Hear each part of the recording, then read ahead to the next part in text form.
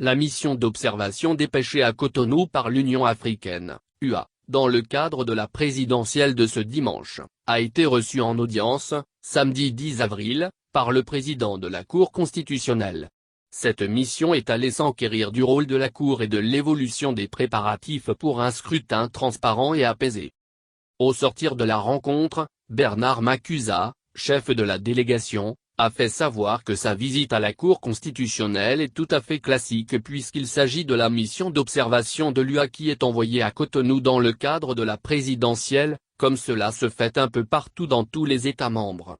Cette mission, informe-t-il, a été dépêchée conformément aux principes régissant les élections au sein de l'UA, mais aussi les déclarations et les résolutions qui ont été prises pour soutenir les élections et le processus démocratique dans les pays africains.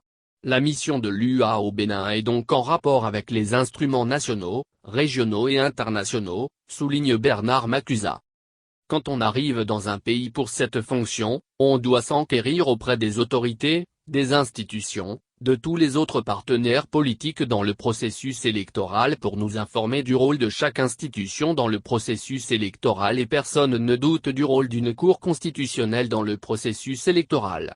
Je voulais tout simplement savoir quelles sont les procédures, comment s'organiser, pour remplir cette mission, a fait savoir, l'ancien Premier ministre rwandais.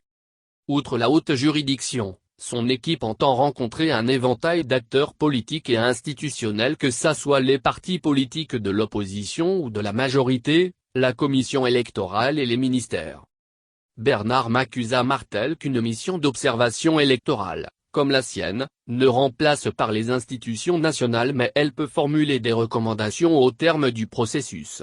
L'autre chose, c'est que la mission peut aussi identifier les bonnes pratiques qu'elle partagera avec les autres pays africains.